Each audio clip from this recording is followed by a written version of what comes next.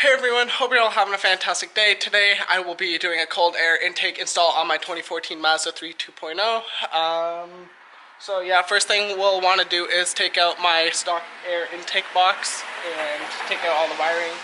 I already previously took out my stock intake. I'm just reinstalling it for this video, and yeah, so I'll show you in a second.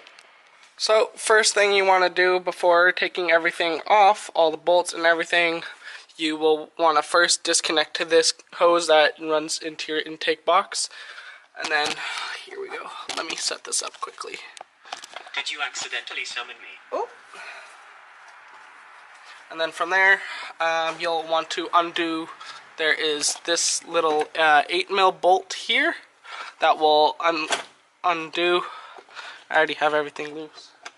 So yeah, you just want to take that off, pop off this hose, remove the hosing. Then from there, you will have these two 10mm bolts on each side of the intake. I already pre-loosened everything, so it's just a quick video. But so yeah, want to take those out, and then from there, this is your I guess you would say, like, not O2 sensor, or maybe it is, I'm not sure, but this connects onto here on the stock box and connects just plug and play like that. So yeah, this is just how to take it out.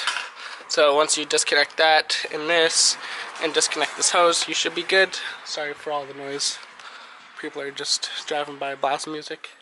But yeah, so you take out these two 10mm bolts, disconnect this hose, disconnect this O2 sensor from the housing, the stock housing, and there is these two little grommets. There's one here and one down here. There's no bolts for them, but they should easily be removable. Don't worry about giving it some pressure to pull it off. But yeah. So next thing you will want to do is, once you get your airbox removed, this is my heat shield here. So there is this here that will line up with a bolt that you eventually have to take out from here, which is also a 10mm. So what you want to do is fit this in, turn it in sideways, however you can manage to squish it in there. But yeah, there's also a grommet on the inside here, which you just push down. There's the 10mm bolt here that you install. So where's that? So 10mm bolt just goes in the back here, and tighten it first. It's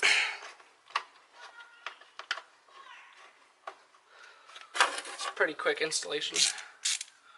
I personally like to use a ratchet, but whatever you find most comfortable with. I mean, if you really wanted to and you wanted more space, you could always remove your ECU here, but it's not necessary. Let's see if it's a little easier on this side.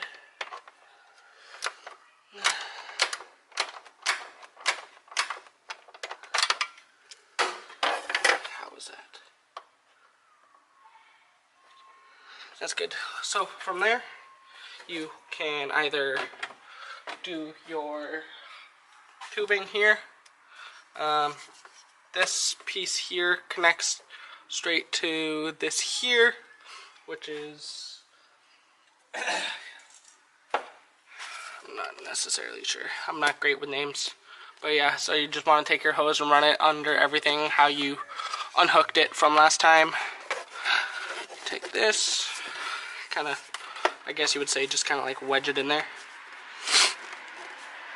And then you will want to tighten this once it's all hooked up properly.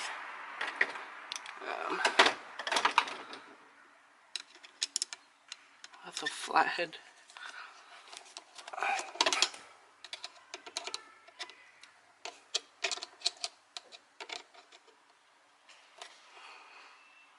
There we go. Once that's tight, you should be good. And then your hose, you want to reconnect it to where you found the stock one. So that's all reconnected. So then from there, you got your heat shield, you got this tubing here that's hooked up to this, and then all you really need to do is just install your the actual filter itself. So that will come on here with a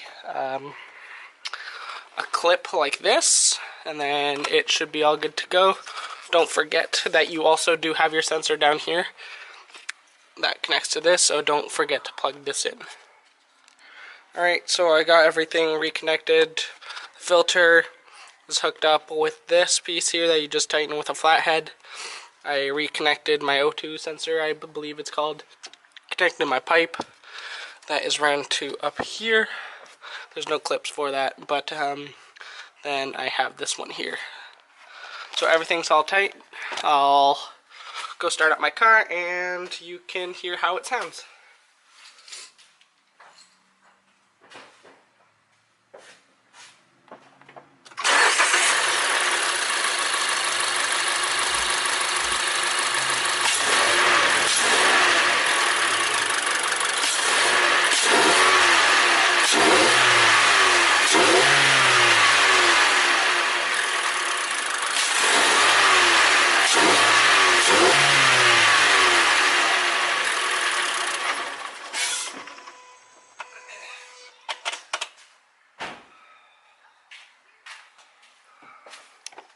So, thank you everybody for watching. If you enjoyed today's video, if you could comment, like, and subscribe, that'd be greatly appreciated. And don't forget to turn on the post notification button if you would like to see any future videos, and that would be greatly appreciated. Thank you. See you all in the next. Hey everyone, just before finishing up this video, I just wanted to say, those that are not interested in the K&N filter, I will be putting a link in the description for the Corksport filter as well. I just chose the K&N filter because it is cheaper and it was local to me through a friend, so I just thought I'd just pick up that instead because essentially they do basically the same thing. They add additional like 5 to 10 horsepower depending on once you get a tune and everything else, but yeah, for now it's just more so I guess noise or whatever the case may be. But yep, see you in the next one.